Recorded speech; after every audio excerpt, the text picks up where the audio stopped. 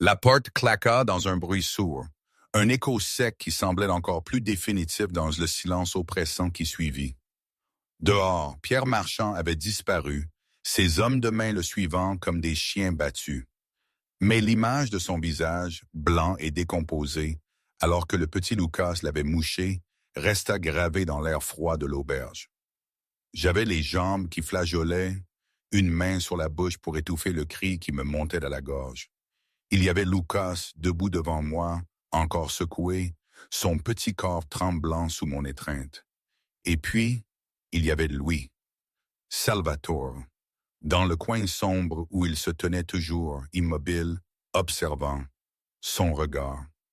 Ce n'était plus la froideur calculatrice que j'avais apprise à reconnaître, ni même l'intensité de sa colère contre Marchand. C'était une douleur brute, ancestrale, un abîme silencieux que Luca, mon propre fils, venait d'ouvrir en lui sans le savoir. Comment en étions-nous arrivés là, au fait, dans ce grand salon de notre auberge des Pyrénées, transformé en terrain de jeu pour puissants? Le souvenir était fragmenté, brumeux, comme les jours de tempête. Je me souviens d'avoir vu son visage blême après que Lucas eut parlé. Je me souviens de sa main sur mon épaule, silencieuse, un ancre dans la tempête qui faisait rage, en moi, autant qu'à l'extérieur. Je crois que c'était le moment où quelque chose s'est fissuré en moi, la dernière barrière de méfiance que j'avais érigée avec tant de soin après Raphaël. 3 semaines plus tôt, ou peut-être un mois, les jours se sont tellement mélangés avec la neige et le désespoir. J'étais au bout du rouleau. Je comptais ces quelques billets froissés derrière le bord de l'Étoile du Nord. L'Étoile du Nord, c'était le nom que ma mère avait choisi, un vœu avant de partir. Et maintenant, il ne me restait presque plus rien. 78 €. Oui, c'est tout. Et puis cette fichue menace de Pierre Marchand, la vie de saisie, 22 000 € en 12 jours. 12 jours pour sauver l'héritage de ma mère, la maison que Raphaël, mon mari, avait hypothéquée en secret pour payer sa propre fin, avant de mourir lui-même dans un incendie 2 ans plus tôt. C'est ça la vie, elle vous prend tout, et quand vous croyez qu'elle a fini, elle trouve toujours un moyen de vous arracher un peu plus. Lucas, mon fils de 8 ans, dormait au fond de la pièce, sous sa couette au motif d'étoile. Le dernier cadeau d'un père dont il se souvenait à peine. Mon téléphone avait vibré avec le message de Marchand. « Le temps presse, Madame Marie. On peut régler ça discrètement, ou les tribunaux le feront publiquement.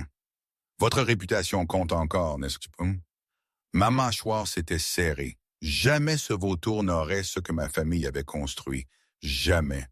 C'est là que le grondement des moteurs a commencé. 15 véhicules noirs. Pas un seul, non, 15. Ils fendaient la tempête de neige comme une meute de loups sur une proie blessée. L'homme qui en est sorti était grand, large d'épaules. Son manteau de cachemire valait sûrement plus que toutes mes dettes réunies. Ses cheveux noirs étaient poudrés de neige, argentés aux tempes. Une cicatrice pâle, un chemin tortueux de l'œil gauche à la pommette. « Nous avons besoin d'un abri », avait-il dit, sa voix portant comme le tonnerre. 15 personnes, les routes sont bloquées. Je me tenais devant lui à travers le seuil.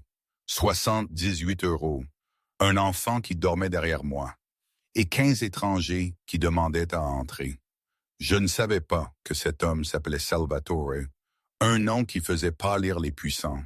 Je ne savais pas qu'il avait passé 10 ans à transformer son chagrin en empire après avoir échoué à sauver sa sœur, Céleste, de ses ravisseurs. Je savais seulement que la tempête tuait et que je devais choisir. J'ai ouvert la porte. Le vent glacial a envahi l'espace comme une main invisible, essayant de me repousser. Mais je suis resté là, mes 2 pieds plantés sur le vieux plancher de bois foulé par 3 générations. Salvatore, l'homme à la cicatrice, est entré le premier. Sans hâte, sans hésitation, comme s'il avait su que j'ouvrirais avant que je ne le réalise moi-même. Ses yeux gris ont balayé la pièce en un clin d'œil, tout répertoriant. Le comptoir du bar, l'escalier, le couloir menant à l'arrière, les fenêtres, la sortie de secours. Ce regard, je le connaissais. Je l'avais vu chez les soldats revenus de la guerre. Des hommes qui ne s'asseyaient jamais dos à une porte. Il m'a fait un signe de tête bref et précis. Pas des remerciements, mais une reconnaissance. Comme si j'avais passé un test dont j'ignorais l'existence. Puis il s'est écarté et les autres ont commencé à entrer. Ils ne se bousculaient pas, ne parlaient pas un mot. Un par un, espacés, comme des pièces d'échecs glissant sur un plateau selon un ordre établi bien avant. Je comptais silencieusement. 1, 2, 3, 4. Chaque homme qui franchissait le seuil ôtait la neige de ses épaules, me saluait du même hochement de tête anguleux, se dirigeait vers une place que personne ne désignait, mais que chacun connaissait d'une certaine façon. 5, 6, 7. Ils étaient vêtus de noir. Pas le noir bon marché, non, celui qui absorbait la lumière. Le noir de costume impeccable et de chaussures cirées à la main. 8, 9, 10. Certains étaient jeunes, d'autres plus âgés, certains bâtis comme des ours, d'autres minces et tranchants comme des couteaux. Mais ils partageaient tous une chose, le silence. Pas le silence des gens qui n'ont rien à dire, mais celui des hommes qui avaient appris que les mots étaient des armes et personne ne gaspillait ses munitions. 11, 12, 13. Je me suis reculé vers le bord, non par peur, mais par instinct, gardant mes distances pour pouvoir les observer. J'ai remarqué comment ils se sont automatiquement séparés en petits groupes. 2 vérifiant les fenêtres, un gardant l'escalier, 3 commençant à décharger des provisions des véhicules à l'extérieur. Personne ne donnait d'ordre. Personne ne demandait la permission. Ils se mouvaient simplement comme une machine parfaitement huilée. 14, 15. Le dernier à entrer était un jeune homme, peut-être pas encore 30 ans, avec un sourire facile et des yeux vifs comme ceux d'une souris. Il a été le seul à parler en franchissant la porte. « Merci, maman. » Je n'ai pas répondu. Je regardais Salvatore, l'homme à la cicatrice, qui se tenait maintenant au centre de la pièce comme un général inspectant un champ de bataille. Il a ôté son manteau de cachemire, l'a plié soigneusement, l'a posé sur le dossier d'une chaise. En dessous, un costume noir, une chemise blanche, pas de cravate. Il a retroussé ses manches jusqu'au coude, révélant des avant-bras musclés et un petit tatouage au poignet que je ne pouvais pas distinguer. Puis il s'est tourné vers moi. Et pour la première fois, je l'ai senti vraiment me regarder, pas au-delà de moi, pas à travers moi, mais moi. « Combien ?» a-t-il demandé. J'ai cligné des yeux. « Combien pour une nuit ?» 15 hommes, nourriture et boissons. Sa voix ne sonnait pas tant comme une question que comme une demande de vie. J'ai pensé aux 78 € dans ma boîte en fer, à la vie de saisie, à Lucas qui dormait. J'ai nommé un chiffre 3 fois mon tarif normal. Je n'étais pas stupide, et ces hommes n'étaient clairement pas des touristes ordinaires. L'homme à la cicatrice n'a pas marchandé, n'a pas froncé les sourcils, n'a pas demandé à répéter. Il a simplement sorti son portefeuille et compté une épaisse liasse de billets et l'a posée sur le bord. « Gardez la monnaie », a-t-il dit, puis il s'est détourné comme si je n'existais plus. La liasse de billets gisait sur le bord comme une déclaration. Je ne l'ai pas touchée. Pas tout de suite. J'avais besoin d'un instant pour me souvenir comment respirer. J'avais prononcé un chiffre fou, 3 fois la valeur réelle, et il n'avait même pas cligné des yeux. Ça aurait dû me soulager. Mais ça m'a juste rendu plus mal à l'aise parce que les gens qui ne se soucient pas de l'argent ont généralement des choses bien plus effrayantes en tête. L'homme grand et élancé aux cheveux poivre et sel, Antoine, s'est avancé au centre de la pièce et comme si un signal invisible avait traversé l'air, tous les autres se sont arrêtés et tournés vers lui. Il n'a pas élevé la voix, mais elle a fendu l'espace comme une lame dans du beurre. « Bruno, la cuisine, vois ce que tu peux préparer. Thomas, vérifie le générateur. Ray, occupe-toi des couvertures. Le reste d'entre vous sait quoi faire. » Personne ne lui a demandé de répéter. Personne n'a râlé. Ils se sont juste mis en mouvement. Et je suis resté là, à regarder notre salon se transformer en camp militaire en moins de 5 minutes. Un homme corpulent aux mains étonnamment agiles s'est approché de moi, un doux sourire sur son visage rond. « Madame, je suis Bruno. Puis-je voir votre cuisine? » J'ai hoché la tête et l'ai conduit vers l'arrière. La cuisine de l'Étoile du Nord n'était pas grande. Le réfrigérateur était presque vide. Quelques œufs, un morceau de fromage durci sur les bords, une demi-botte de légumes verts flétris et du lard que j'avais prévu de garder pour le petit déjeuner de Lucas. Bruno a ouvert le frigo, vérifié chaque étagère. Je m'attendais à ce qu'il se plaigne de la pénurie, mais il a juste hoché la tête, comme un artiste évaluant ses matériaux. « Ça ira, a-t-il dit. Vous avez de la farine et des oignons. » J'ai désigné le garde-manger. Bruno s'est mis au travail, ses mains se mouvant avec la confiance d'un homme qui avait passé toute sa vie dans les cuisines. Quand je suis retourné dans la pièce principale, j'ai été figé. Ils avaient complètement transformé l'espace. Le canapé avait été poussé dans un coin, libérant le centre de la pièce. Les couvertures étaient empilées proprement. Un homme ravivait le feu dans la cheminée. Un autre vérifiait les fenêtres, s'assurant qu'aucun courant d'air ne pouvait s'y glisser. Et dans le coin le plus reculé de la pièce, là où les ombres étaient les plus épaisses, Salvatore était assis dans le vieux fauteuil qui avait été le préféré de ma mère. Il ne faisait rien. Pas d'aide, pas d'ordre, juste assis, une jambe croisée sur l'autre, ses doigts tapotant légèrement l'accoudoir, observant. Je sentais son regard comme une présence physique, lourde et impossible à ignorer. J'ai essayé de ne pas le regarder en me dirigeant vers le bar pour ranger l'argent. Mais en me penchant, j'ai réalisé que j'avais commis une erreur. La vie de saisie était toujours là, juste à côté de la boîte de fer de mes économies, le chiffre de 22 000 € imprimé en gras comme une condamnation à mort. J'ai plié la feuille, la hâte et l'ai glissée dans ma poche de tablier. Mais en relevant la tête, j'ai croisé les yeux de Salvatore qui transperçait l'obscurité. Il l'avait vu. J'étais certaine qu'il l'avait vu, car quelque chose avait changé dans ses yeux gris. Une lueur de compréhension, ou peut-être de calcul. J'ai retenu mon souffle, attendant qu'il dise quelque chose, qu'il demande. Mais Salvatore s'est juste détourné, son attention revenant à la pièce et à ses hommes, comme si le papier dans ma poche n'existait pas du tout. Et d'une certaine façon, son silence était plus effrayant que n'importe quelle question. Il était 3 heures du matin et je ne parvenais toujours pas à dormir. Je m'étais assise derrière le bar, écoutant la respiration régulière des 15 hommes dispersés dans le salon, essayant de me convaincre que je n'étais pas folle de leur avoir ouvert ma porte.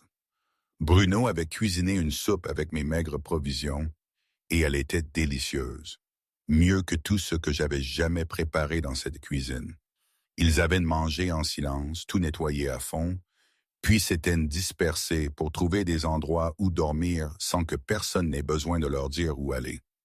Maintenant, la pièce était plongée dans l'obscurité, éclairée seulement par la danse des flammes au plafond et le vin qui hurlait toujours dehors. J'étais sur le point de me lever pour aller voir Lucas quand j'ai entendu de petits pas sur le plancher de bois. Mon cœur s'est serré. Je me suis retourné et j'ai vu mon fils debout au bout du couloir, les yeux plissés par la lumière, les bras serrés autour de son oreiller étoilé. « Maman !» La voix de Lucas était pâteuse de sommeil. « Il y a trop de monde. Je n'arrive pas à dormir. » J'ai commencé à m'avancer vers lui pour le ramener dans sa chambre quand j'ai réalisé que Lucas ne me regardait pas. Il fixait le coin sombre de la pièce où Salvatore était toujours assis dans le fauteuil, les yeux ouverts et alertes, comme si le sommeil ne l'avait jamais effleuré. Je voulais rappeler mon fils, voulais éloigner Lucas du regard de cet homme dangereux. Mais mes pieds semblaient cloués au sol tandis que le garçon commençait à marcher vers Salvatore. Lucas, j'ai appelé doucement, mais il ne s'est pas retourné. Salvatore regardait l'enfant s'approcher, son visage illisible. Quand Lucas s'est arrêté à moins d'un pas de lui, j'ai retenu mon souffle. Puis, quelque chose d'inattendu s'est produit. Salvatore, l'homme que toutes les grandes figures endurcies de la pièce obéissaient sans question, s'est lentement levé de sa chaise et s'est agenouillé, se mettant à la hauteur de l'enfant de 8 ans. « Bonjour », a-t-il dit, sa voix grave mais plus froide comme elle l'avait été avec moi. « Es-tu le fils de l'aubergiste » Lucas a hoché la tête, ses grands yeux fixés sur le visage de Salvatore. « Je m'appelle Lucas. Et vous, qui êtes-vous » ? « Je suis S. » Lucas a penché la tête, et j'ai vu mon fils fixer la cicatrice sur le visage de Salvatore. Oh. Je voulais lui rappeler que c'était impoli de fixer, mais je ne pouvais pas parler. « Ça fait mal, là ?» Lucas a levé la main, son petit doigt pointant vers la cicatrice sans la toucher. Un silence s'est étiré. J'ai vu les épaules de Salvatore se tendre, sa mâchoire se crisper. J'étais prête à me précipiter et à éloigner mon fils si je le devais. Mais ensuite, Salvatore a répondu, sa voix si douce que je l'ai presque manqué. « Il y a longtemps, ça ne fait plus mal. » Lucas a hoché la tête solennellement, sérieux comme une petite vieilleur. Moi aussi, ça m'a fait mal. Quand mon papa est mort, j'ai eu l'impression que quelqu'un m'avait donné un coup de poing dans la poitrine. Je voulais courir vers mon fils, voulais me couvrir les oreilles pour ne plus entendre un mot, mais je suis resté figé, les yeux brûlants. Maman dit que la douleur ne disparaît pas, a poursuivi Lucas, sa petite voix portant dans la pièce silencieuse. Mais elle devient plus petite chaque jour, jusqu'à ce que tu puisses la porter sans tomber. Salvatore n'a pas parlé. Il a juste regardé l'enfant et j'ai vu quelque chose bouger sur ce visage aux traits vifs. Pas un sourire, pas des larmes, mais une petite fissure dans la glace qu'il avait construite autour de lui. « Ta mère a raison », a finalement dit Salvatore, et sa voix était plus douce que tout ce que je lui avais jamais entendu, comme si cet enfant avait trouvé la clé d'une porte dont je ne soupçonnais pas l'existence. Lucas a souri, le premier sourire que j'ai vu sur les lèvres de mon fils depuis le début de la tempête. « Je vous aime bien, vous ne parlez pas autant que les autres adultes. » Puis le garçon s'est détourné, a couru vers moi comme si la conversation était terminée, m'a serré les jambes dans ses bras et a bâillé profondément. « J'ai sommeil. Tu peux me ramener au lit ?» Je me suis penché et j'ai pris mon fils dans mes bras, mes yeux rencontrant ceux de Salvatore à travers la pièce. Il était toujours agenouillé, les observant. Et à ce moment-là, je n'ai plus vu un prédateur. J'ai vu un homme qui avait perdu quelque chose de précieux et qui venait de s'en souvenir grâce à un enfant de 8 ans aux yeux de son père. Le lendemain, le signal téléphonique est revenu dans l'après-midi, faible et clignotant, mais assez fort pour que je fasse ce qu'Antoine m'avait suggéré. Je me suis assise dans la salle de bain, la porte verrouillée, mes doigts tremblants en tapant 3 mots dans la barre de recherche. Salvatore Moreno.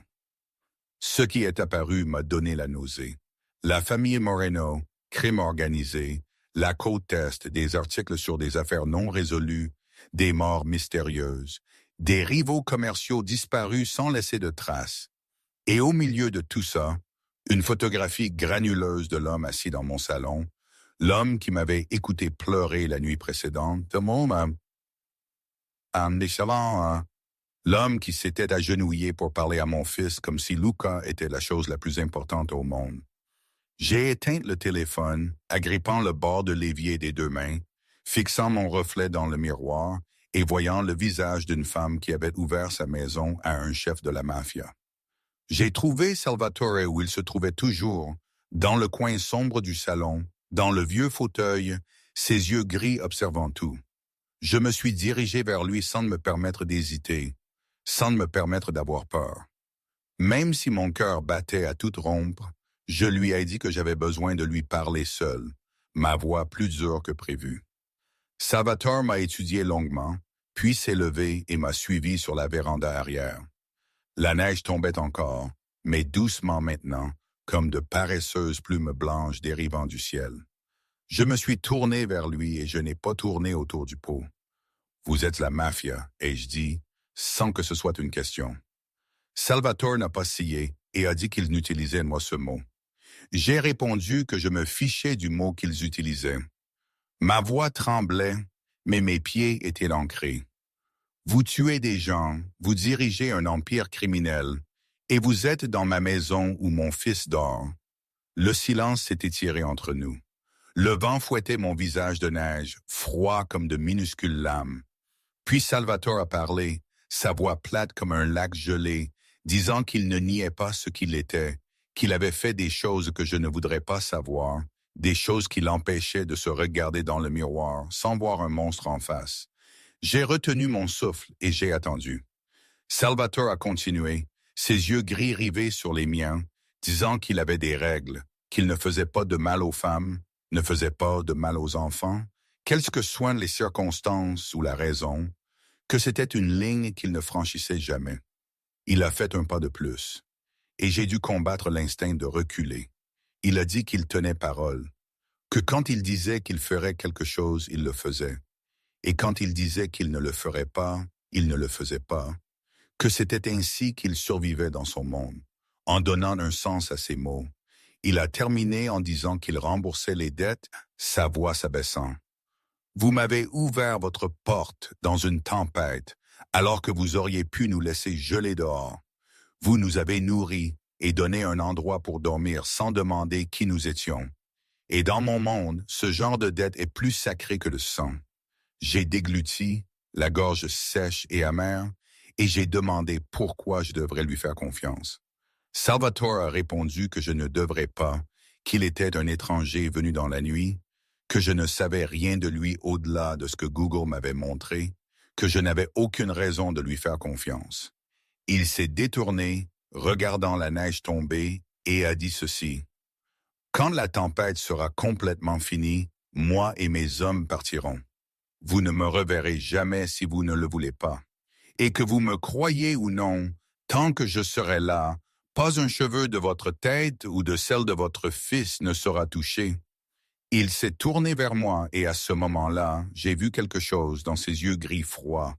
Pas une promesse, mais une vérité, nue et indéniable. Il a dit que c'était tout ce qu'il pouvait m'offrir et que la décision de croire ou non m'appartenait. Il est passé devant moi et est retourné à l'intérieur, me laissant seul dans la neige avec une question à laquelle je ne savais pas répondre. Comment faire confiance à un monstre qui se qualifiait lui-même de monstre? Moment.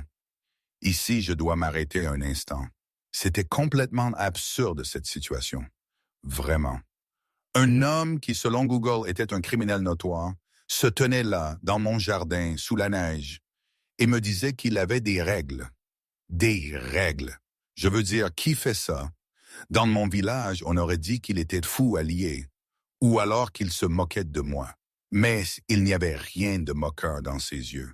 Seulement une honnêteté brutale qui m'a glacé jusqu'aux os. Et le fait qu'il ait fait preuve d'une telle tendresse envers Luca, ça ne collait pas. Ça ne rentrait pas dans les cases que j'avais pour les méchants. Tout ce que je pensais savoir sur le bien et le mal, sur le danger, s'était effondré. C'était comme si le monde entier s'était retourné et que je me retrouvais à devoir faire confiance à l'impensable. Était-ce une manipulation, un piège ou la vérité? Et si c'était de la vérité, qu'est-ce que cela disait de moi de la trouver rassurante? C'est ce qui m'a tourmenté pendant des jours. Je n'avais aucune idée. Retour à l'histoire. Le 4e jour, la tempête a cessé complètement. Le ciel s'est éclairci d'une manière presque surnaturelle, après 3 jours de fureur hurlante, comme si la nature avait déversé toute sa colère et n'était restée qu'avec une immobilité épuisée. J'étais à la fenêtre, fixant la route ensevelie sous une épaisse couverture de neige blanche, me demandant combien de temps mes étranges invités resteraient et si je voulais vraiment qu'ils partent. La réponse est venue plus tôt que prévu.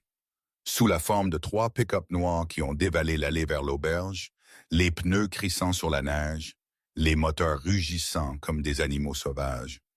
J'ai reconnu le véhicule de tête instantanément, et mon estomac s'est serré en un nœud froid et dur.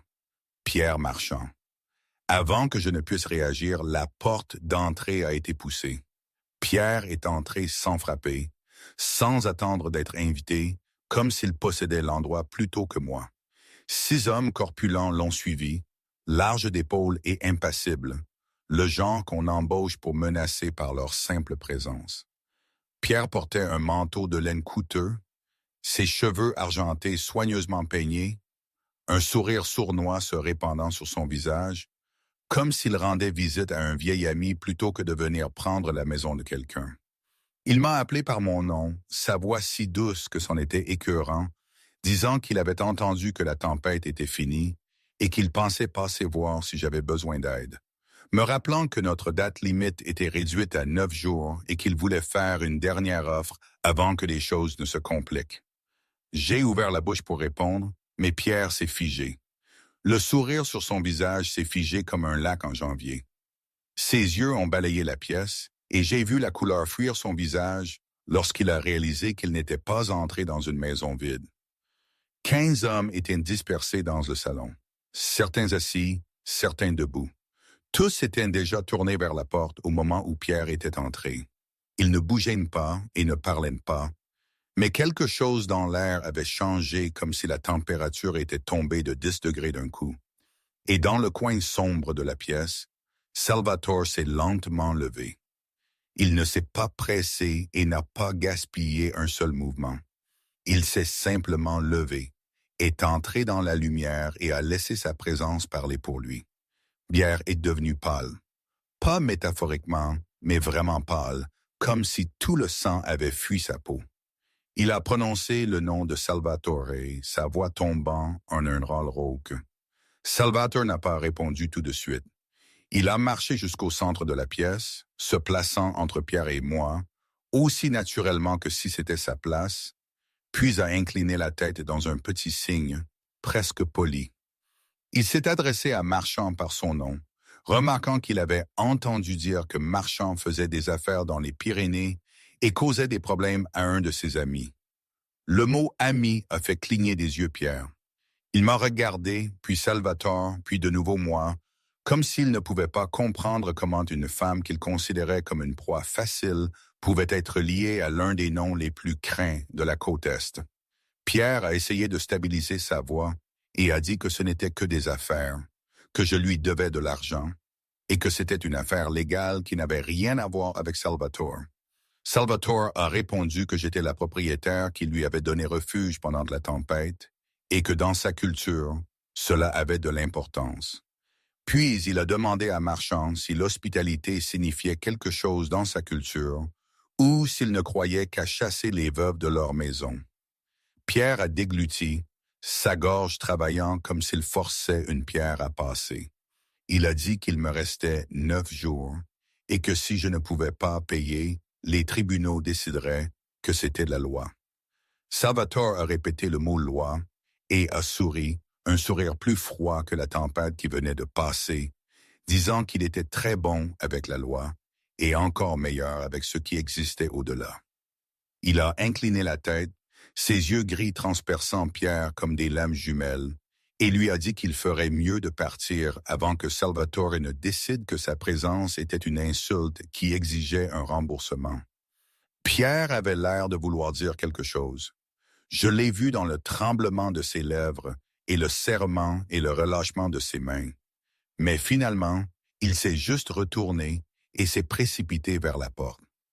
Les 6 hommes qui étaient entrés si agressivement le suivaient comme des chiens la queue entre les pattes. Au seuil, Pierre s'est arrêté et m'a regardé, me disant que ce n'était pas fini, essayant d'être menaçant, mais échouant si lamentablement que sa voix tremblait assez pour que je ressente presque de la pitié. Puis il a disparu dans la lumière froide de l'extérieur, et ce n'est qu'alors que j'ai réalisé que j'avais retenu mon souffle pendant tout ce temps. Pierre n'avait pas encore franchi le seuil qu'il s'est retourné, comme si l'humiliation qu'il venait de subir avait brûlé le dernier lambeau de fierté et l'avait transformé en stupidité insensée.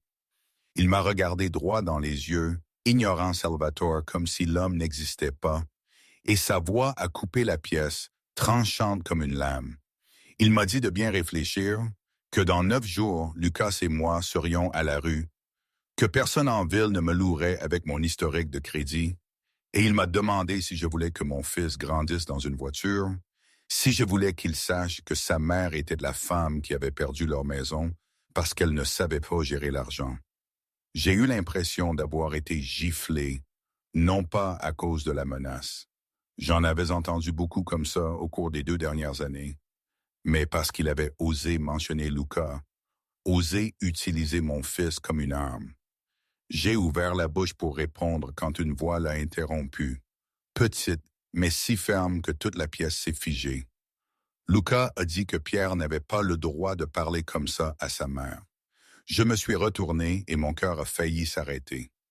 Luca était debout au bout du couloir, toujours dans son pyjama étoilé, les cheveux en bataille après le sommeil, mais ses yeux, de la même couleur que ceux de Raphaël, brillaient d'une lueur que je n'avais jamais vue auparavant. Le garçon a avancé, passant devant 15 hommes debout comme des statues, passant devant Salvatore, qui le regardait avec une expression illisible, et s'est arrêté entre sa mère et Pierre Marchand, 8 ans, petit, et pas du tout effrayé. Pierre a ricané, un son sec et méprisant, remarquant que je laissais un enfant venir me défendre, disant que c'était des affaires d'adultes, et disant au garçon de retourner dans sa chambre avant qu'il n'entende des choses qu'il ne devait pas. Lucas n'a pas bougé.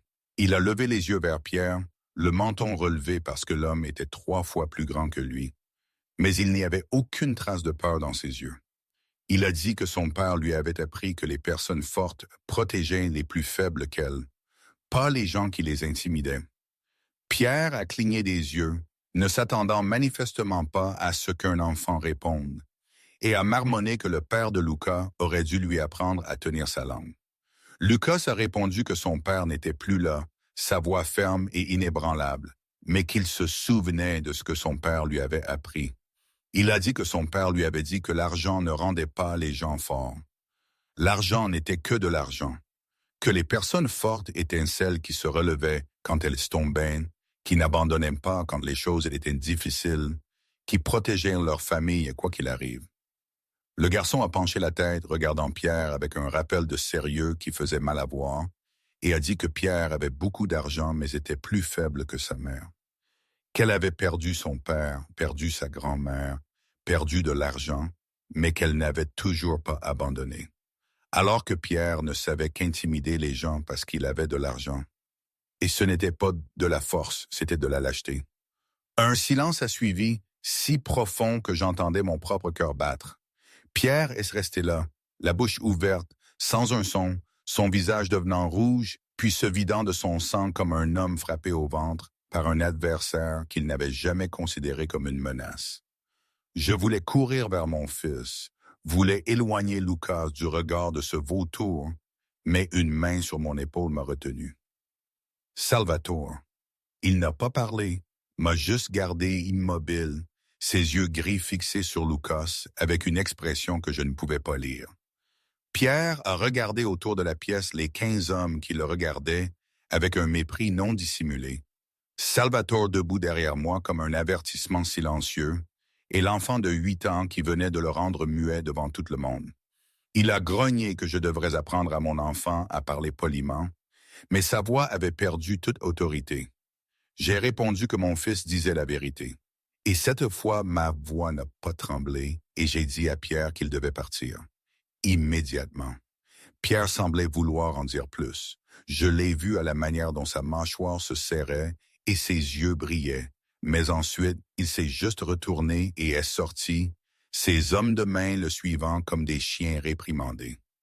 Quand la porte s'est finalement refermée, je suis tombé à genoux et j'ai serré Luca dans mes bras, le sentant trembler violemment.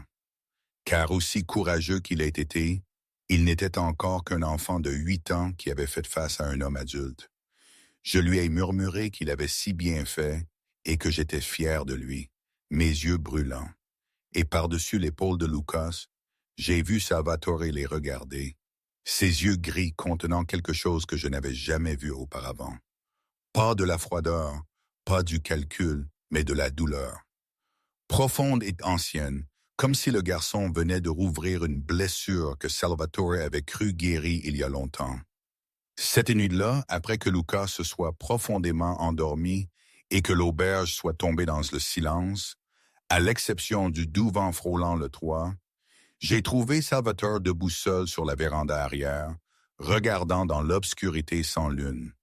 Il ne s'est pas tourné quand je suis sorti, mais je savais qu'il était conscient de ma présence car cet homme semblait tout savoir autour de lui à tout moment.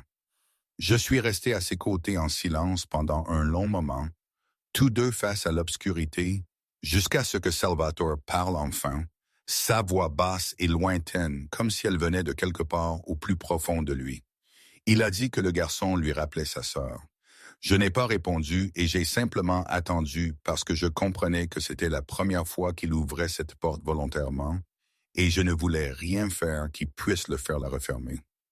Il a dit qu'elle s'appelait Céleste et le nom est tombé de ses lèvres comme une prière ou une malédiction. Je ne pouvais pas dire laquelle. Il a dit que cela faisait 10 ans et qu'elle avait d'ici 7 ans. Il a marqué une pause et j'ai vu sa main se serrer autour de la rambarde jusqu'à ce que ses jointures blanchissent. J'ai dit doucement que je savais que sa sœur avait été kidnappée, non pour le presser, seulement pour lui faire savoir que j'écoutais. Il a dit que j'avais cherché sur Google, sans que ce soit une question, et a ajouté que Google ne disait pas tout. Il s'est tourné pour me regarder. Et dans l'obscurité, ses yeux gris ressemblaient à des puits sans fond. Il a dit qu'ils avaient gardé Céleste pendant 7 jours. 7 jours pendant lesquels il n'avait ni dormi ni mangé. Où il avait retourné toutes les pierres de la ville pour la retrouver. Il a dit que son père était puissant. Mais les ravisseurs n'avaient pas voulu d'argent. Ils avaient voulu un levier. Voulu que son père se retire d'un accord. Voulu prouver que même les hommes les plus forts avaient des faiblesses. Sa voix n'a pas changé, toujours plate comme de l'eau gelée. Mais sa main tremblait, et c'était la première fois que je voyais chez lui un signe de perte de contrôle. Il a dit qu'au 7e jour, un de ses hommes avait trouvé une piste, un entrepôt abandonné à la périphérie de la ville, où personne n'aurait pensé à chercher, et qu'il y était allé avec tout ce qu'il avait et tous ceux qu'il avait.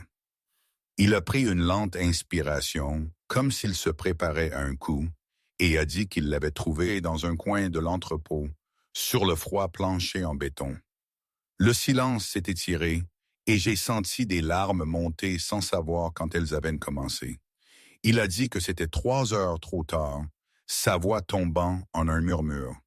3 heures, et que s'il l'avait trouvé 3 heures plus tôt, s'il avait été plus rapide ou plus intelligent, elle serait encore en vie. Que 3 heures, c'était la distance entre sauver sa sœur et tenir son corps dans ses bras. J'ai levé une main pour couvrir ma bouche, incapable de parler, pensant à Lucas et à la simple idée de le perdre. Ça suffisait à me faire m'effondrer. Salvatore a continué, et sa voix a changé, devenant sombre et froide comme le fond de l'enfer, disant qu'il avait trouvé les hommes responsables, chacun d'eux, et qu'il s'était assuré que leur mort durerait bien plus longtemps que ce qu'ils avaient fait à Céleste. Il s'est tourné vers moi, et il y avait un feu sauvage dans ses yeux que je n'avais jamais vu auparavant. Il a dit qu'il ne regrettait pas ce qu'il leur avait fait, pas une seconde, et que s'il pouvait revenir en arrière, il le referait et il le ferait plus lentement. Je savais que j'aurais dû avoir peur. Je le savais. Mais au lieu de cela, je n'ai ressenti que de la douleur pour l'homme debout à mes côtés, l'homme qui avait perdu une partie de son âme dans cet entrepôt il y a 10 ans. Salvatore a dit qu'après cette nuit-là, il avait juré sur le corps de sa sœur, qu'il ne laisserait plus jamais cela arriver à une autre femme ou un autre enfant s'il pouvait l'empêcher. Et ce n'est pas de la gentillesse, Madame Marie, c'est une dette que je dois à Céleste pour être arrivé 3 heures trop tard. Il a regardé dans l'obscurité et j'ai vu qu'il n'était plus là. Il était de retour dans cet entrepôt il y a 10 ans, tenant sa sœur. Il a dit que lorsqu'il avait vu votre garçon tenir tête à Marchand, il avait vu Céleste, tout aussi courageuse, tout aussi innocente, tout aussi convaincue que faire ce qui était juste suffirait à la protéger. Il s'est tourné vers moi et pour la première fois, j'ai vu une vraie fissure dans le mur de glace qu'il avait construit autour de lui. Il a dit qu'il ne m'aidait pas parce qu'il était un homme bon.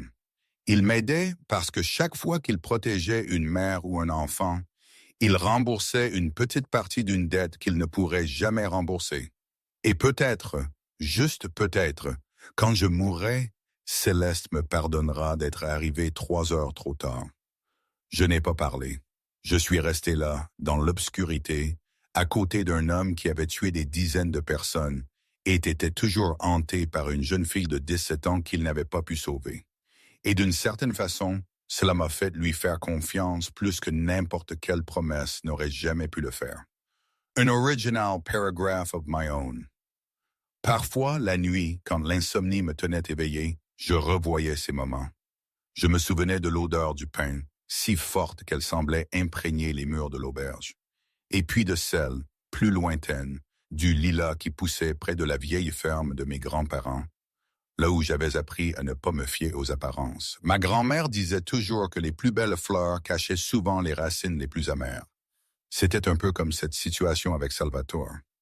Ses méthodes étaient sombres, oui, mais ses yeux, il y avait une clarté dans ses yeux que je n'avais pas vue chez d'autres hommes aux allures plus respectables. Le monde était rarement en noir et blanc, une leçon que Raphaël ne m'avait jamais vraiment enseignée, trop occupé à vouloir que tout soit parfait. Ici, avec la neige et de la peur, j'apprenais enfin toutes les nuances de gris. Le lendemain matin, je me suis réveillé avec des voix basses provenant du salon. Je suis sorti et j'ai été accueilli par une scène à laquelle je ne m'attendais pas du tout. Salvatore était assis à la table avec 2 personnes que je n'avais pas beaucoup vues parler ces derniers jours. Une femme d'une 40aine d'années aux cheveux foncés, soigneusement attachés, et aux lunettes à monture dorée, feuilletait une épaisse pile de documents. Et à côté d'elle, un homme mince portant des lunettes, ses doigts tapotant régulièrement sur le clavier d'un ordinateur portable. Salvatore a levé les yeux quand il m'a vu et a désigné la chaise vide en face de lui. Il sens américatif celui me disant de m'asseoir et que Sophie et Julien avaient quelque chose à discuter avec moi. Je me suis assise comme suceuse, mais faisant de mon mieux pour rester sereine. La femme nommée Sophie a levé la tête, ses yeux vifs m'ont scanné une fois avant de revenir au papier, et elle a déclaré qu'elle était avocate et qu'elle avait examiné le contrat que Pierre Marchand m'avait forcé à signer lorsqu'il avait acheté ma dette à la banque, et qu'elle avait identifié au moins 3 violations du droit de la protection des consommateurs des Pyrénées. J'ai cligné des yeux, répétant le mot « violation » avec incrédulité. Sophie a expliqué qu'il y avait une clause d'intérêt cachée impliquant un 12% supplémentaire qui n'avait pas été clairement divulguée comme l'exige la loi, une disposition de saisie fixée à 12 jours au lieu du minimum légalement obligatoire de 30 jours, et une renonciation au droit d'appel qui était entièrement illégale. Julien a levé les yeux de son ordinateur portable et a ajouté qu'il avait préparé une plainte formelle à déposer auprès de l'autorité de régulation financière de l'État et qu'une fois soumises, toutes les actions de saisie seraient légalement suspendues jusqu'à la conclusion de l'enquête, notant que l'enquête moyenne durait 6 mois. J'ai répété 6 mois, faisant à peine confiance à ce que j'entendais. Sophie a répondu que mon délai n'était plus de 9 jours, qu'il était suspendu indéfiniment en attendant le résultat de l'enquête et que, compte tenu de la gravité des violations, il y avait de fortes chances que Pierre Marchand perde entièrement le droit de recouvrir la dette.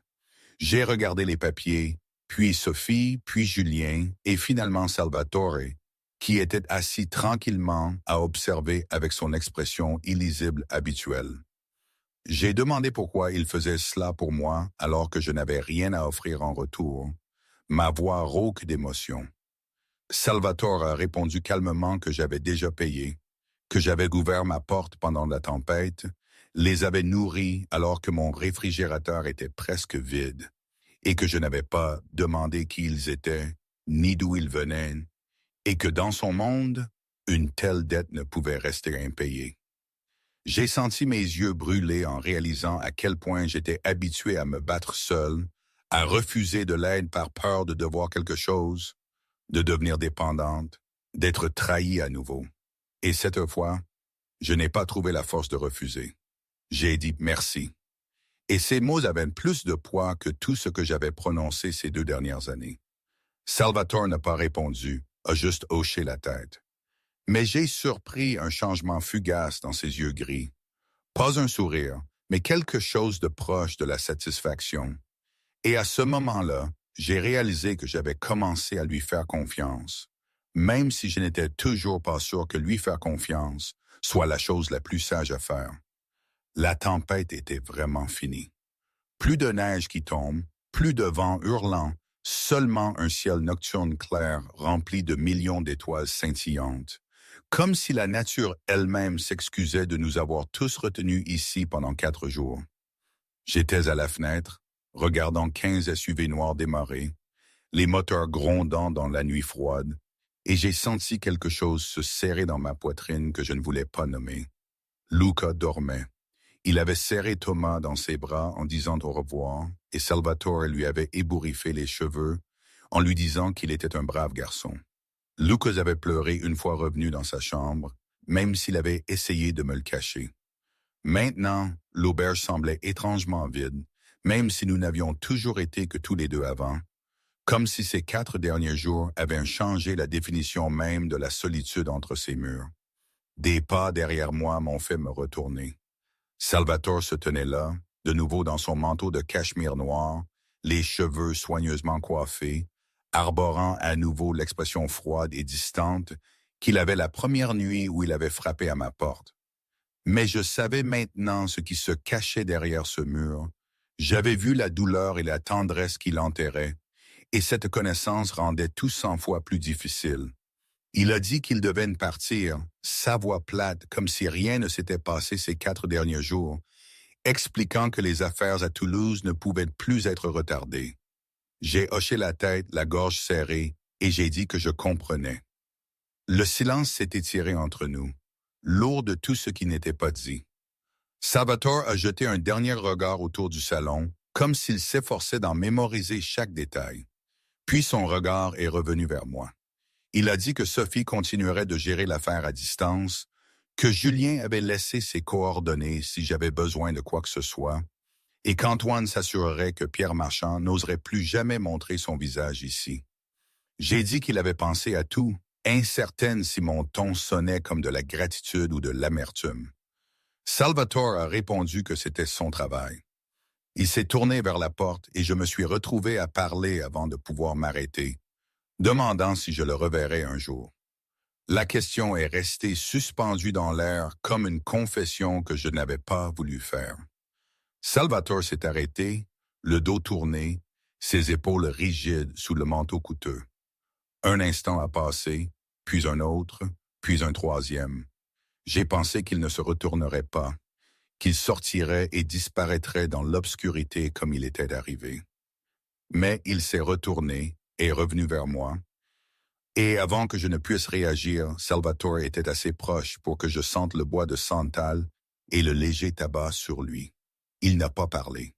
Il a simplement levé la main, ses doigts effleurant mes cheveux si légèrement que je l'ai à peine senti. Puis il s'est penché et a pressé ses lèvres sur mon front. Un baiser aussi léger qu'une aile de papillon, chaud et douloureux à la fois. « Prends soin de toi », a-t-il murmuré. Son souffle chaud contre ma peau, puis il m'a lâché, s'est détourné et est sorti sans regarder en arrière. Je suis resté seul dans ce salon vide, écoutant les portières des voitures se fermer, les moteurs rugir, les pneus crisser sur la neige tandis que le convoi commençait à partir. Je n'ai pas pleuré. Je ne me suis pas permis de pleurer. Mais quand les derniers phares ont disparu au détour du virage, j'ai réalisé qu'il n'avait pas répondu à ma question. Et ce silence était plus clair que n'importe quel mot n'aurait jamais pu l'être. 6 heures. C'est le temps qu'il a fallu à Salvatore pour apparaître aux portes de l'Étoile du Nord. Comme s'il avait attendu cet appel, comme si la distance entre Toulouse et ici n'existait pas au moment où j'avais eu besoin de lui. J'étais à la fenêtre, regardant 2 SUV noirs débouler dans la cour, les pneus crissant sur les cendres laissées par l'incendie de la nuit dernière. Et j'ai senti quelque chose se briser dans ma poitrine, non pas la peur, mais un soulagement que je ne voulais pas nommer. Salvatore est sorti le premier du véhicule de tête. Et même à cette distance, Je pouvais voir le changement en lui. Ce n'était plus l'homme qui m'avait embrassé le front et disparu dans l'obscurité 3 semaines auparavant. C'était autre chose, quelque chose de plus dangereux, plus froid, comme un prédateur qui venait de sentir l'odeur du sang. 5 hommes l'ont suivi et j'ai immédiatement compris que ce n'était pas le même groupe qu'avant. Ce n'étaient pas 15 corps destinés à occuper l'espace. C'étaient 5 hommes choisis avec soin, des hommes dont les yeux portaient la mort avant même qu'ils ne parlent. Antoine était parmi eux. Et quand son regard a balayé les restes brûlés du cabanon, j'ai vu sa mâchoire se crisper. Salvatore est entré dans l'auberge sans frapper, sans attendre d'être invité, comme s'il possédait l'endroit, et l'avait toujours fait.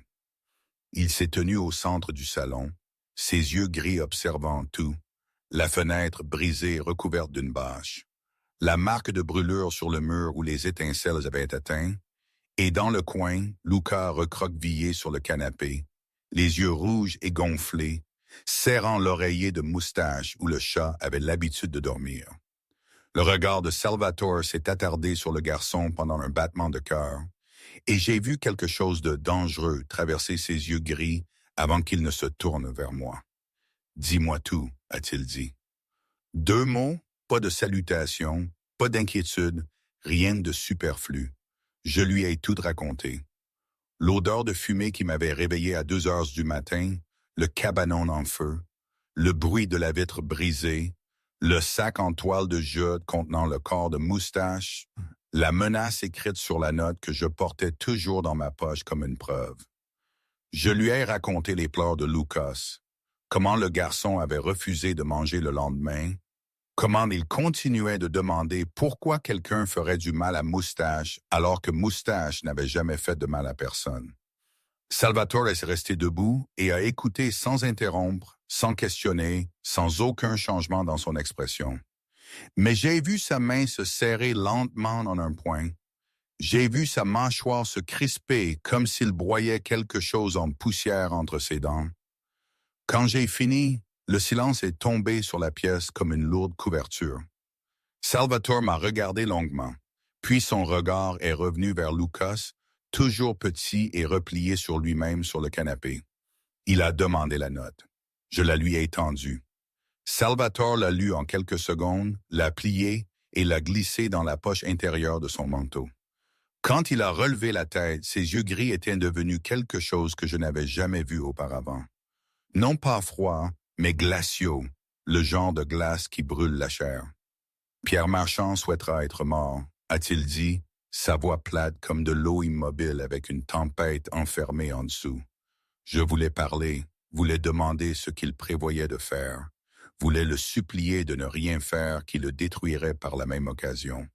Mais avant que je ne puisse dire un mot, Salvatore s'est détourné, a fait un seul signe de tête à Antoine, et les 5 hommes ont commencé à bouger avec la précision de ceux qui l'avaient fait d'innombrables fois auparavant. Je les ai regardés et j'ai compris que quoi que je dise, quoi que je supplie, Pierre Marchand avait signé son propre arrêt de mort au moment où il avait choisi de toucher le chat d'un enfant de 8 ans. 1 semaine a passé et je n'ai rien vu Salvatore faire du tout. Il est resté à l'auberge, assis dans son coin familier, parlant doucement avec Antoine et les autres. Mais il n'y avait pas de violence, pas de menace, rien qui ressemblait à ce que j'avais imaginé quand il avait dit que Pierre Marchand souhaiterait être mort. J'ai commencé à me demander s'il avait changé d'avis, si cette promesse n'avait été rien de plus qu'une colère qui s'était enflammée sur le moment et qui s'était calmée avec le temps. Puis un matin, alors que je versais du café à Luca, le son de la télévision dans le salon m'a figé. Breaking news ce matin. Pierre Marchand, PDG de Marchand Développement, a été arrêté par le FBI à son bureau du centre-ville de Toulouse. Monsieur Marchand fait face à de multiples accusations, y compris la corruption de fonctionnaires, le blanchiment d'argent et l'implication dans au moins 3 cas d'incendie criminels déguisés en accident au cours des dernières années. Selon des sources du FBI, un colis anonyme contenant des preuves détaillées a été livré à leur bureau la semaine dernière, incluant des dossiers financiers, des appels téléphoniques enregistrés et la preuve des liens de M. Marchand avec un gang local spécialisé dans le recouvrement de dettes et l'intimidation violente. Je suis resté immobile, la cafetière suspendue dans ma main, regardant l'image de Pierre Marchand menotté, conduit hors de son bâtiment de bureau étincelant, son visage vidé de toute couleur, ses yeux sauvages et acculés comme un animal sans issue. Les journalistes se pressaient autour de lui, les caméras flashant tandis que des agents en costume sombre le conduisaient dans un véhicule. Maman. Lucas a levé les yeux de son bol de céréales. C'est Monsieur Marchand, n'est-ce pas? Il a été arrêté.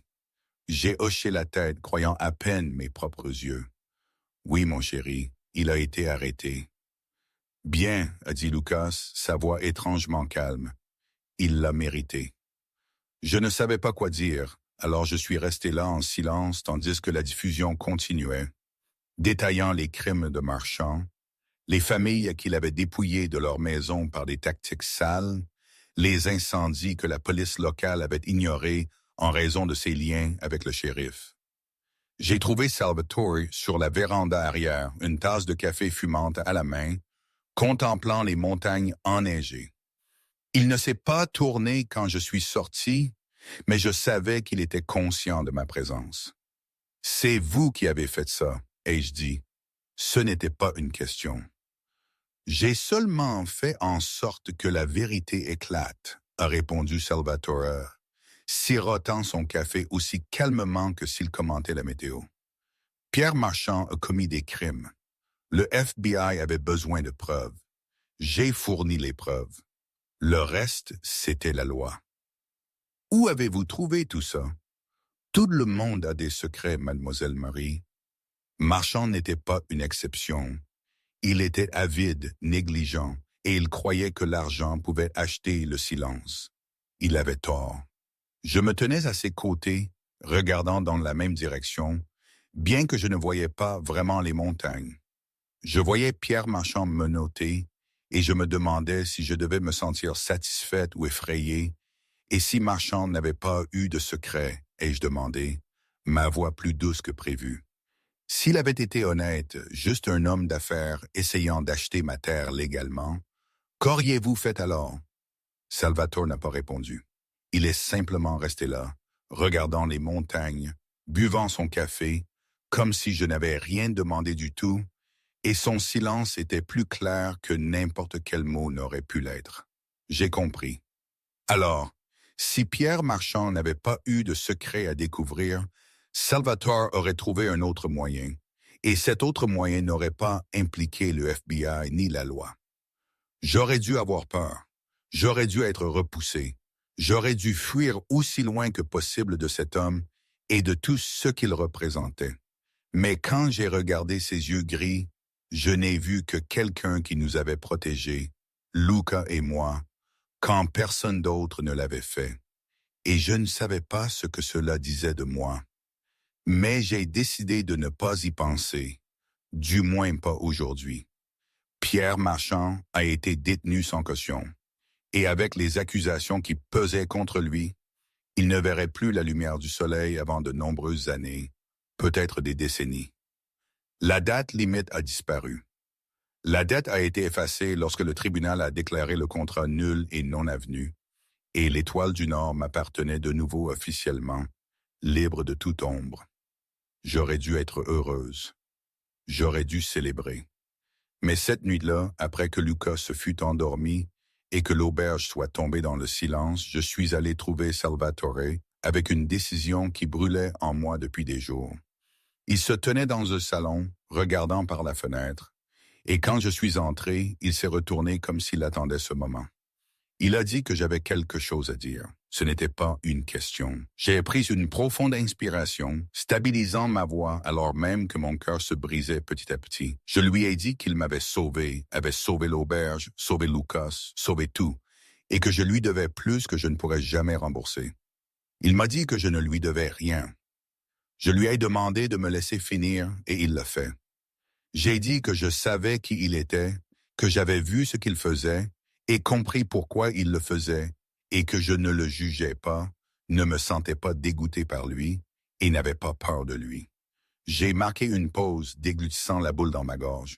Puis je lui ai dit que j'avais un fils de 8 ans, un enfant qui avait déjà perdu son père, qui avait trop perdu et qui avait besoin d'une vie normale, une vie que je ne pourrais pas lui donner si je restais avec un homme comme Salvatore.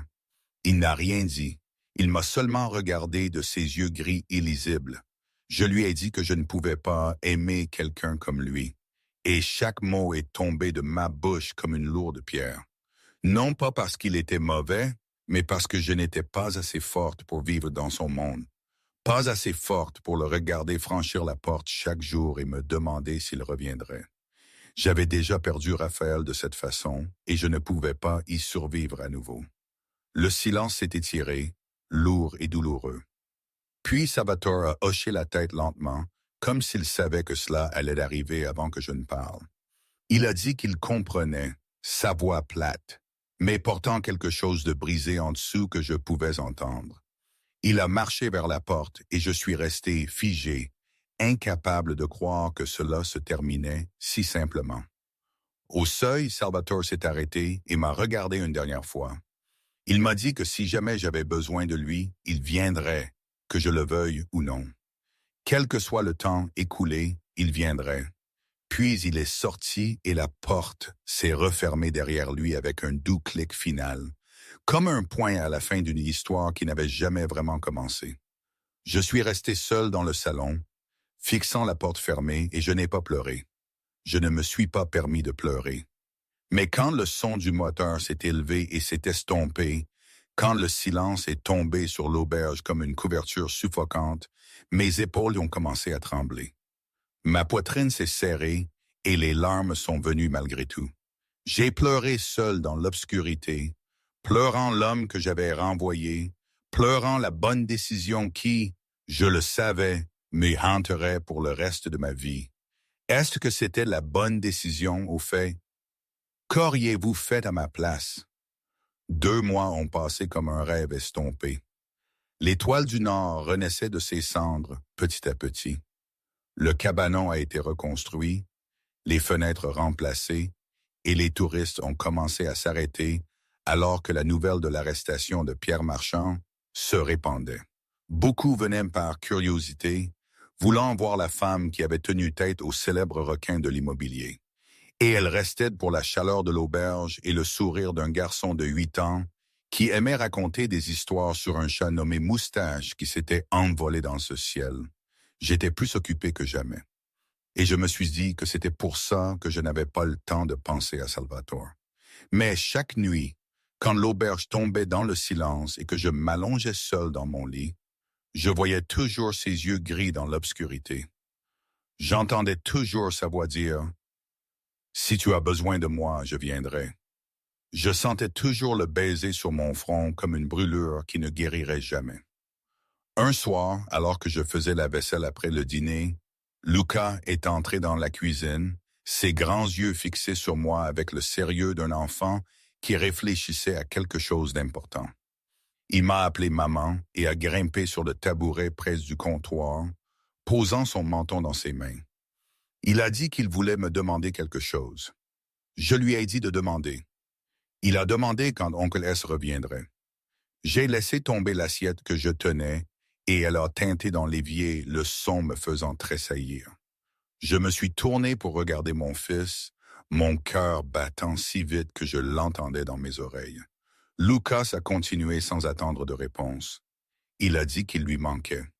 Il a dit que S ne parlait pas autant que les autres adultes, mais qu'il l'écoutait comme son père l'avait fait, et qu'il me regardait comme si j'étais la personne la plus importante au monde, comme son père avait l'habitude de me regarder. J'ai senti les larmes monter et j'ai essayé de les ravaler, mais je n'y suis pas parvenu. Lucas m'a demandé si j'avais renvoyé S de la même manière que j'avais renvoyé oncle Thomas et tante Lisa et tous ceux qui avaient voulu les aider après la mort de son père. Je voulais expliquer, voulais dire à mon fils que c'était plus compliqué qu'il ne le pensait, que Salvatore n'était pas un homme ordinaire, que son monde était dangereux et sombre. Mais quand j'ai regardé dans les yeux de Lucas, Je n'ai pas vu un enfant qui avait besoin d'être protégé de la vérité. J'ai vu un garçon qui avait perdu son père, qui avait perdu son chat, qui avait assez perdu et qui était encore assez courageux pour demander à sa mère pourquoi elle repoussait les gens qui se souciaient d'eux. J'ai murmuré que j'avais peur et c'était la première fois que je l'admettais à voix haute. J'ai dit que j'avais peur de perdre quelqu'un d'autre. Mais Luca m'a dit que je l'avais déjà perdu. Simple et cruel comme seul un enfant pouvait l'être. Il a dit que j'avais repoussé S parce que j'avais peur de le perdre. Et maintenant, je l'avais perdu de toute façon. Alors, quelle était la différence? Je suis resté là, fixant mon fils, et j'ai réalisé que ce garçon de 8 ans était bien plus sage que moi. J'avais repoussé Salvatore pour protéger Lucas, pour me protéger, pour éviter la douleur de la perte. Mais la douleur était toujours là. Chaque nuit, chaque matin, à chaque instant de silence, j'avais eu tort. J'avais eu tort depuis le tout début. J'ai appelé Antoine cette nuit-là même, après que Lucas se fut endormi. Après avoir fait les 100 pas dans le salon pendant 2 heures entières, essayant de me convaincre que c'était une idée insensée. Antoine a répondu à la deuxième sonnerie, et avant que je ne puisse dire un mot, il a dit qu'il avait transmis le message, puis il a raccroché. Je ne savais pas ce que ça signifiait. Je ne savais pas si Salvatore voulait entendre parler de moi après la façon dont je l'avais repoussé. Je ne savais pas s'il m'avait oublié ou avait trouvé quelqu'un d'autre ces 2 derniers mois. Tout ce que je pouvais faire, c'était attendre, et l'attente m'a presque brisé. Le printemps est venu tôt cette année-là, la neige fondant en étroits ruisseaux descendant des montagnes, les arbres commençant à bourgeonner. Et un après-midi, alors que j'étais sur la véranda à regarder Luca jouer avec le chien des voisins, j'ai entendu le son familier d'un moteur. Un SUV noir est apparu sur la route menant à l'auberge et mon cœur s'est arrêté. Le véhicule s'est arrêté. La portière s'est ouverte. Salvatore en est sorti. Et il ne semblait pas différent parce qu'il avait changé, mais parce que la lumière printanière adoucissait les lignes nettes de son visage, rendait la cicatrice moins sévère, rendait ses yeux gris plus chauds. Il portait une veste en cuir marron au lieu de son cachemire noir, et il tenait une valise à la main. Lucas a réagi le premier, sprintant vers Salvatore comme une balle tirée, et je l'ai vu tomber à genoux et attraper le garçon dans ses bras, serrant Luca avec une force qui me donnait envie de pleurer et de rire en même temps. Luca a crié son nom, serrant ses petits bras autour du cou de Salvatore, disant qu'il savait qu'il reviendrait et qu'il l'avait dit à sa maman. Salvatore a levé les yeux vers moi par-dessus l'épaule de Lucas, une question dans ses yeux gris. Je suis descendu de la véranda, mes jambes tremblantes, mon cœur battant la chamade, et je me suis arrêté devant lui alors qu'il se levait, Lucas s'accrochant toujours à sa main. Salvatore a dit que j'avais appelé et qu'il était venu, sa voix prudente comme s'il marchait sur de la glace fine. J'ai jeté un coup d'œil à la valise et j'ai demandé s'il restait. Il a dit que cela dépendait de moi. Le silence s'est étiré entre nous, rempli seulement par la brise printanière et Luca qui bavardait sur le chien des voisins qu'il voulait adopter. Puis Salvatore a parlé, sa voix basse et sérieuse, me disant qu'il fallait que je comprenne une chose avant de décider, qu'il ne pouvait pas changer qui il était, qu'il serait toujours Salvatore Moreno avec tout ce que ce nom portait, qu'il y aurait toujours du danger, toujours de l'obscurité, toujours des pans de sa vie que je ne devrais pas connaître. Je l'ai regardé, la cicatrice sur sa joue, les yeux gris qui avaient hanté mes rêves pendant 2 mois, et je n'ai pas vu un monstre. J'ai vu l'homme qui s'était agenouillé pour parler à mon fils à 3 heures du matin, qui m'avait écouté pleurer sans jugement, qui avait détruit mon ennemi sans me demander de supplier. J'ai dit à Luca d'entrer et d'aller chercher Oncle S, mes yeux ne quittant jamais Salvatore. Le garçon a lâché prise à contre-cœur et a couru à l'intérieur, et je me suis approché, assez près pour voir chaque détail de la cicatrice.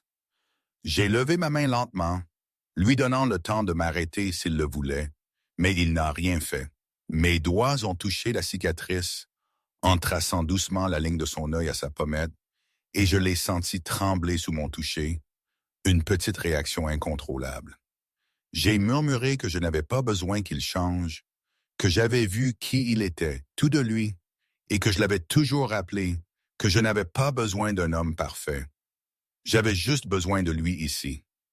Salvatore a pris ma main et l'a placée sur sa poitrine, où son cœur battait fort sous la veste en cuir.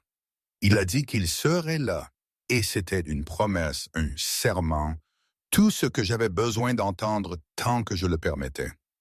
De la fenêtre, Lucas regardait avec un verre d'eau à la main, et il a souri. Le premier sourire lumineux que j'avais vu sur le visage de mon fils depuis le jour où Raphaël était mort. Et aujourd'hui, vraiment, je ne sais pas, 1 an a passé et l'étoile du Nord est devenue l'abri d'acier. Non pas avec l'argent de Salvatore, non, j'ai tenu à mes propres moyens. Sophie m'a aidé pour un prêt honnête, à taux bas. Je voulais prouver que je pouvais me débrouiller seul. Et lui, Salvatore, a respecté ça d'une façon que Raphaël n'avait jamais vraiment comprise. Il ne vit pas officiellement ici. Son travail est toujours à Toulouse, dans un monde dont je ne pose pas de questions et qu'il n'explique pas. Mais chaque week-end, le son d'un SUV noir résonne sur la route et Luca, désormais un jeune garçon de 9 ans, s'élance pour accueillir son oncle S. Nous ne sommes pas mariés, je ne suis pas prête pour ça, et il ne me pousse pas, mais il y a un accord tacite que nous sommes liés, que je suis son port d'attache quand le monde extérieur devient trop froid. Est-ce que c'est une fin heureuse? Je ne sais pas.